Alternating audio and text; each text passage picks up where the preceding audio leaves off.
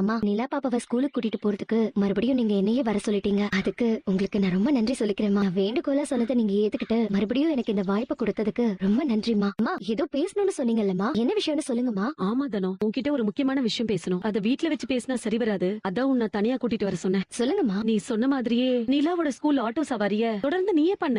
ரொம்ப நன்றிங்கம்மா. ஆனா அது தொடர்ந்து நடக்கணும்னா நீ எனக்கு ஒரு உத்தரவாதத்தை கொடுக்கணும். எனக்கு உத்தரவாதம் கொடுக்கணுமா? என்னம்மா சொல்றீங்க? ஆமாமா, எனக்கு நீ ஒரு சத்தியம் பண்ணி கொடுக்கணும். நான் சத்தியம் பண்ணி கொடுக்கற அளவுக்கு என்ன இருக்கு தனம். சொல்லுங்கம்மா, நான் என்ன பண்ணணும்? எந்த ஒரு சூழ்நிலையிலயும் என் பையன் கதிரோட உனக்கு எந்த விதமான பந்தமும் ஏற்படாதுங்கிற வாக்குறுதி. நீயும் சின்ன வயசு பொண்ணு, அவனும் கல்யாண வயசுல இருக்கிற ஒரு பையன். தினமும் ஒன்னா 2 பேரும் சந்திச்சுக்கிறீங்க, பேசிக்கிறீங்க. இது நாளடைவுல உங்க 2 பேருக்கும் ஒருத்தருக்கு ஒருத்தர் புடிச்சு போய். தனு, நான் உங்ககிட்ட ஒண்ணு சொல்லலாமா? சொல்லுங்க. சின்ன வயசுல இருந்தே என் கதிர் மாமானா எனக்கு ரொம்ப உயிர். மாமாவை நான் கல்யாணம் பண்ணிக்கணும்னு ரொம்ப ஆசைப்படுறேன். ஆனா மாமா என் மேல பாசம் காட்டவே மாட்டேங்கிறாரு. எப்ப பாரு என்ன அவாய்ட் பண்ணிக்கிட்டு என் மேல எரிஞ்சு விழுந்துகிட்டே இருக்காரு. அதுக்கு நீங்க தான் ஒரு உதவி பண்ணணும். என்ன? நான் என்ன பண்ணணும்? நீங்க தான் மாமாவுக்கு நல்ல ஃப்ரெண்டுன்னு சொல்றீங்கல்ல, மாமா கிட்ட நீங்க எங்க கல்யாணத்தை பத்தி பேசுங்க. மாமாவை என்ன கல்யாணம் பண்ணிக்க சொல்லுங்க. அதுக்கு நீங்க தான் எனக்கு சம்மதம் வாங்கி கொடுக்கணும். அத்தை, நீங்களும் சொல்லுங்க அத்தை. ஆமாமா, நான் எத்தனையோ தடவை ராதிகாக்கும் கதிருக்கும் கல்யாண பேச்சு எடுத்தப்பெல்லாம் அவன் ஏதேதோ காரணம் சொல்லி தட்டி கழிச்சிட்டு போறான். இத பத்தி நீ அவன்கிட்ட கொஞ்சம் பேசினேன்னா உன் மேல உள்ள மரியாதை காரணமா